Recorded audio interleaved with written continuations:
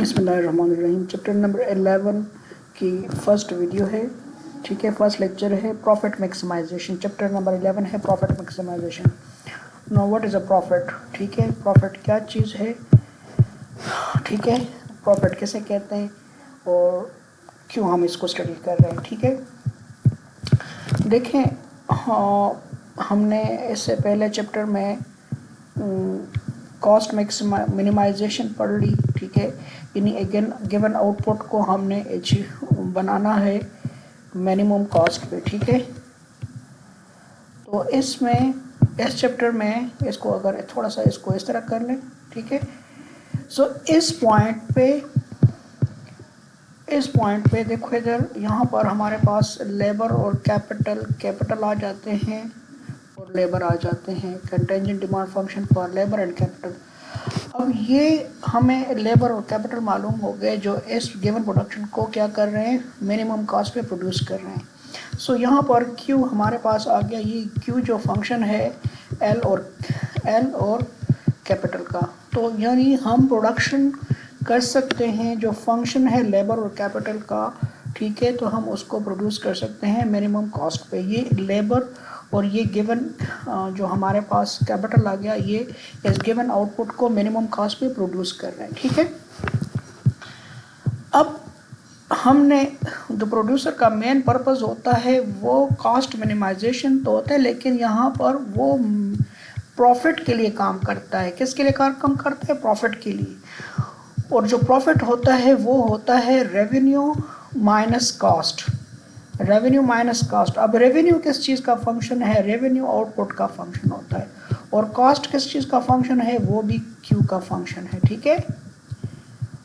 सही बात है, रेवेन्यू और कॉस्ट। तो हमने यहाँ पर इससे पहले चैप्टर में कॉस्ट फंक्शन पढ़ लिया डिटेल से। अब रेवेन्यू फंक्शन हम पढ़ेंगे और रेवेन्यू से अगर हम क्या कर लें, कॉस्ट मालूम कर लें तो प्रॉफिट आ जाएगा। फिर हमने प्रॉफिट को मैक्सिमाइज करना है, ठीक है।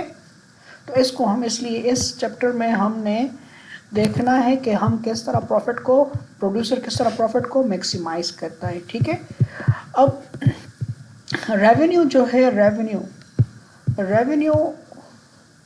जो है ये मुख्तलिफ इसके लिए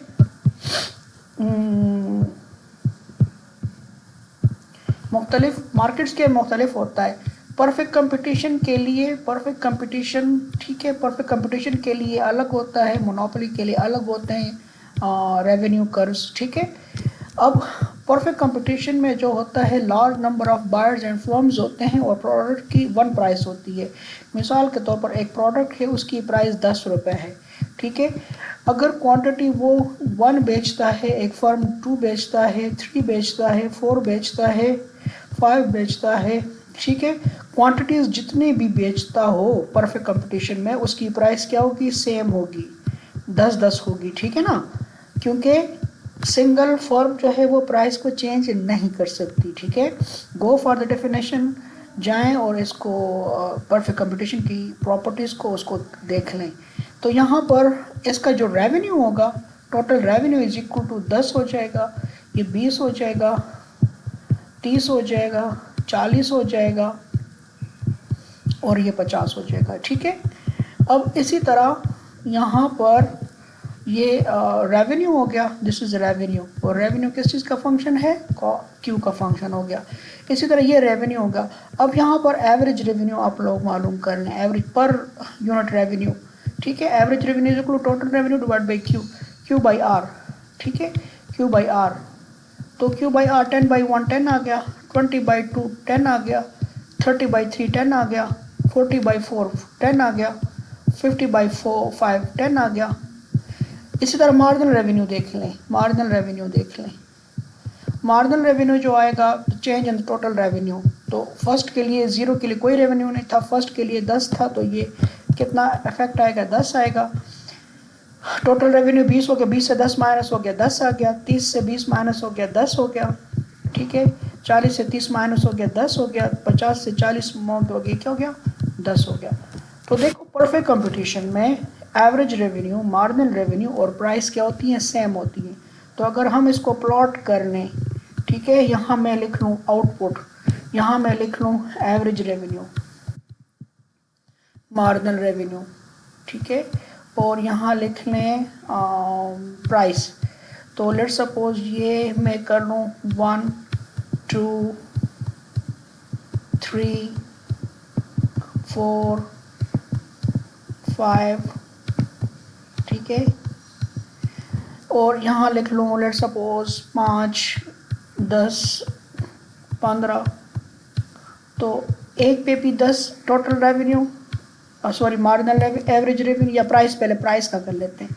एक पे 10, दो पे 10, तीन पे 10, ठीक है, चार पे 10 और पाँच पे भी 10। अगर मैं इन कर्व्स को मिला लूँ आपस में, ठीक है, इन कर्व्स को आपस में मिला लूँ तो ये मेरे पास क्या आ जाएगा, ये बिल्कुल सीधी लकीर आ जाएगी, ये प्राइस की, ये प्राइस हो गई, ठीक है। अब मैं इसी को कंस्ट्रक्ट करता हूँ एवरेज रेवेन्यू पे। एक पे 10, दो पे 10, तीन पे 10, चार पे 10, पाँच पे 10, ये लाइन क्या आ जाएगी, यही लाइन एवरेज रेवेन्यू भी आ जाएगी, ठीक है। और यही लाइन अगर मैं तीसरी दफ़ा ड्रा करूँ, लेट्स सपोज मैं यहाँ पर ड्रा कर लेता हूँ एक पे 10 मार्जिनल रेवेन्यू, एक पे 10, दो पे 10, तीन पे भी 10, चार पे भी 10, तो ये लाइन क्या आ जाती है, यही लाइन मार्जिनल रेवेन्यू भी आ जाती है। तो ये तीन लाइन एक ही लाइन पे पड़ी हुई है, ये इस तरह हम ड्रॉ कर लेते हैं, और हम यहाँ एक ही लाइन ड्रॉ करते हैं और इसको लिखते हैं एवरेज रेवेन्यू, मार्जिनल रेवेन्यू, ठीक है, मार्जिनल रेवेन्यू और प्राइस, ठीक है, मार्जिन रेवेन्यू और प्राइस। ये क्या है, ये मेरे पास हो जाती है यहाँ आउटपुट, और यहाँ पर तीनों लिख लेते हैं average revenue, marginal revenue and price.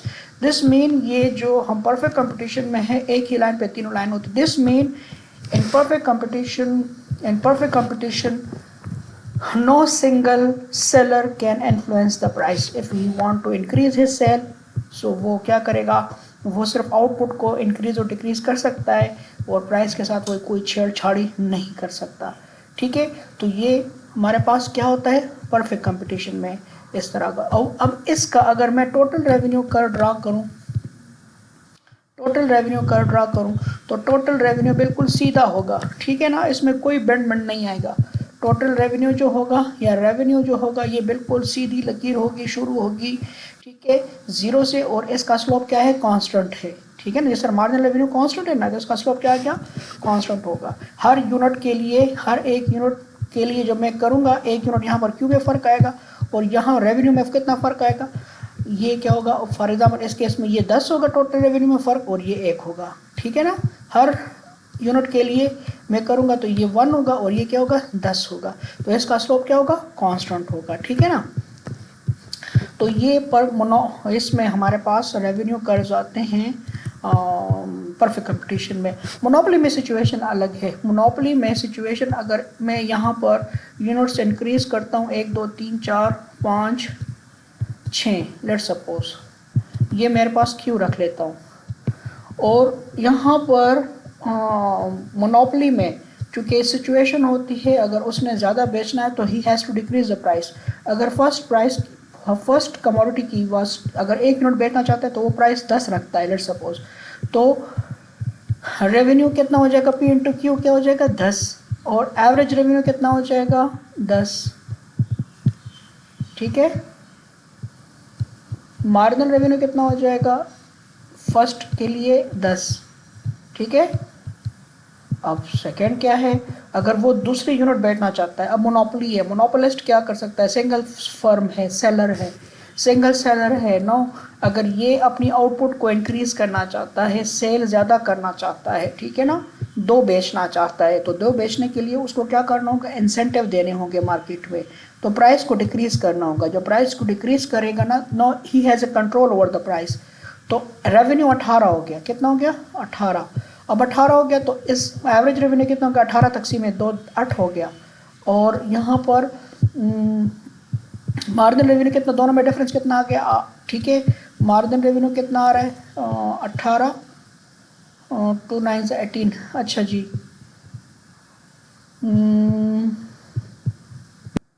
ये हो जाएगा 2, ये 9 आ जाएगा, ठीक है, 9, और ये कितना आएगा, 8 आ जाएगा, अच्छा।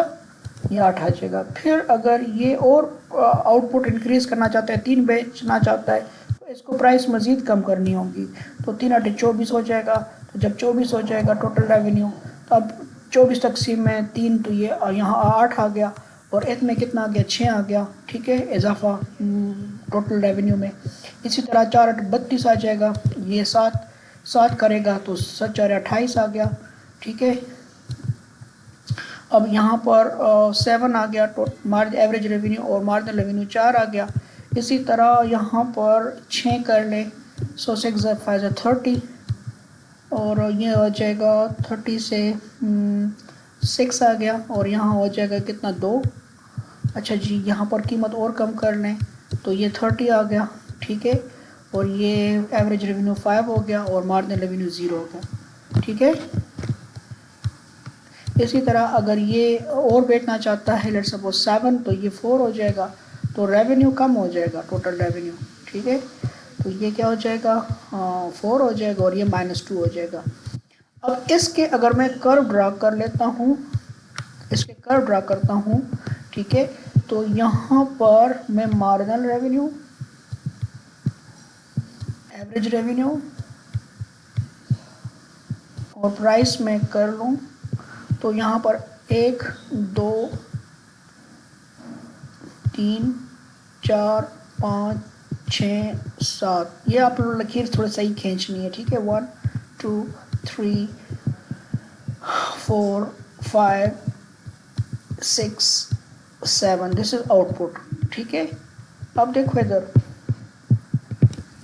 एक पे जो total average revenue marginal revenue draw करते हैं, एक पे सब जो है, सपोज ये 10 आ गया ना, इसको कर लेते हैं 2 4 6 8 और 10।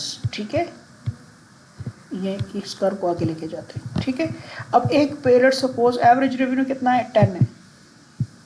ठीक है, दिस पॉइंट 10 पहले एवरेज रेवेन्यू, फिर 2 पे कितना है, 9 है। ठीक है, 3 पे कितना है, 8 है। ठीक है, 4 पे कितना है जी, 7 है। 5 पे कितना है जी, 5 पे यूनिट 5 पे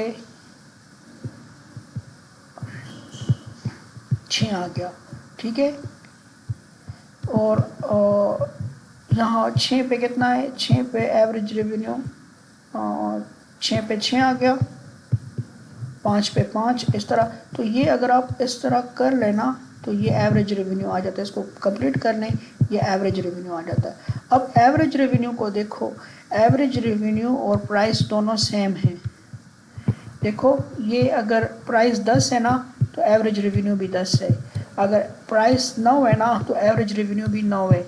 अगर एवरेज रेवेन्यू 8 है ना प्राइस, तो एवरेज रेवेन्यू भी 8 है।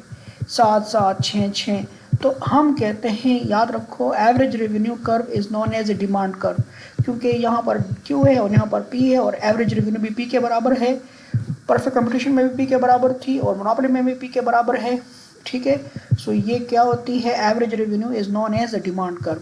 ठीक है, अब यहाँ पर दूसरी कर्व जो हम ड्रा करते हैं, मार्जिनल रेवेन्यू, 1 पे 10 आ गया, 2 पे 8 है, 2 पे 8, ये पॉइंट आ जाएगा। 3 पे कितना है जी, 3 पे 6 है। ठीक है, 3 पे 6। ठीक है, अब इसी तरह आप आते जाएं तो एवरेज रेवेन्यू, मार्जिनल रेवेन्यू नीचे होता है। ठीक है, मार्जिनल रेवेन्यू क्या होता है, नीचे होता है। सो मार्जिनल रेवेन्यू कर्व जो होता है, ये एवरेज रेवेन्यू से मोनोपोली में नीचे होता है। ठीक है ना। अच्छा जी, मार्जिनल रेवेन्यू 0 पर भी आ सकता है। ठीक है ना, जहाँ पर देखो मार्जिनल रेवेन्यू 0 है, लेकिन एवरेज रेवेन्यू कभी 0 नहीं होगा।